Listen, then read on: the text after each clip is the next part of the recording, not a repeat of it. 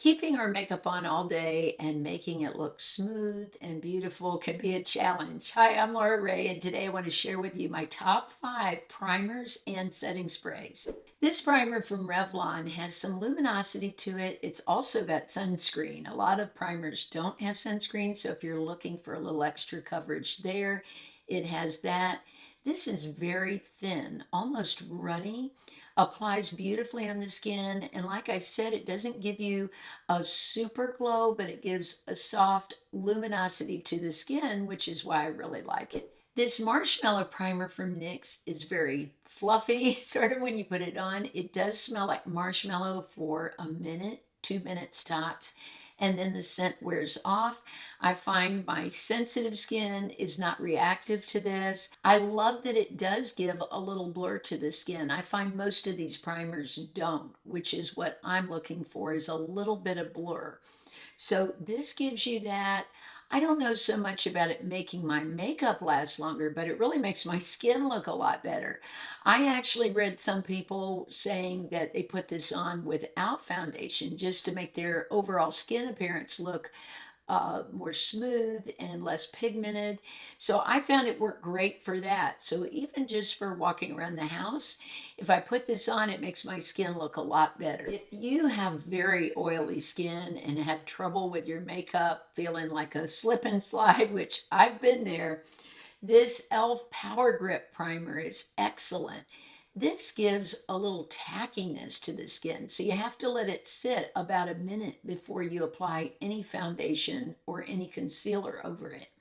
But it goes on clear, and then, like I said, there's a little tackiness to it, which is great for someone with oily skin.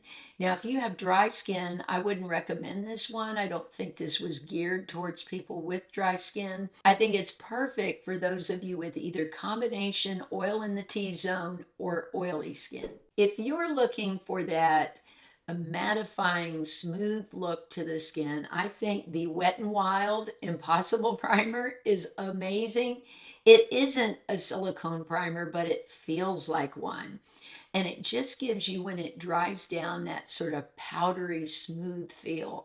This is so affordable. I say if you have normal to dry skin, this is definitely worth a try. Again, if you have oil in the T-zone or oily skin, which a lot of women over 50 have it. For some reason, people think you hit 50, everybody's got dry skin.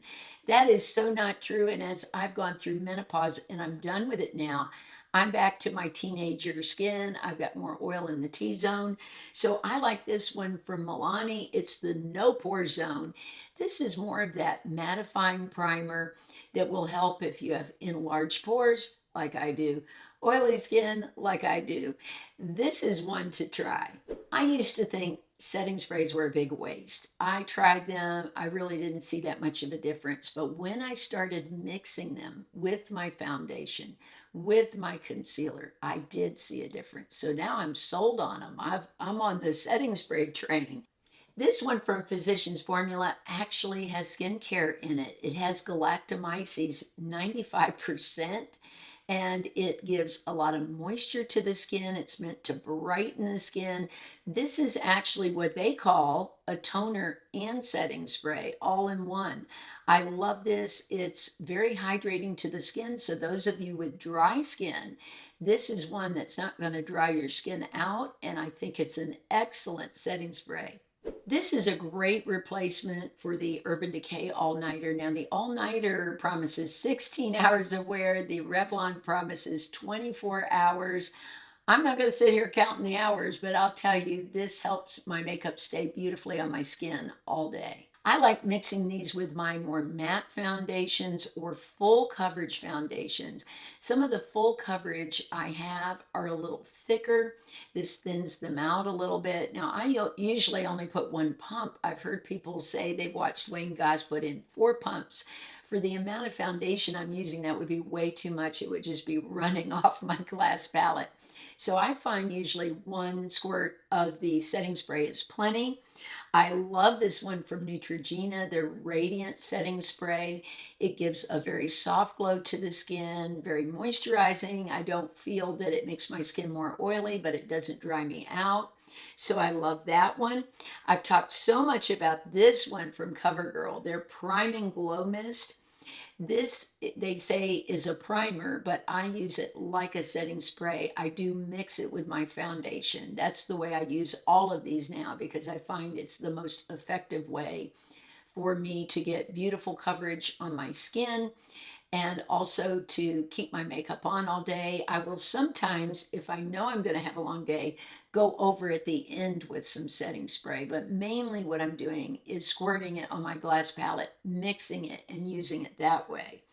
And last but certainly not least is the one from Flower Beauty, their Seal the Deal Luminizing Spray. Again, this is another one that gives you a little bit of glow. I think the only person that might not want glow like this would be someone with very oily skin.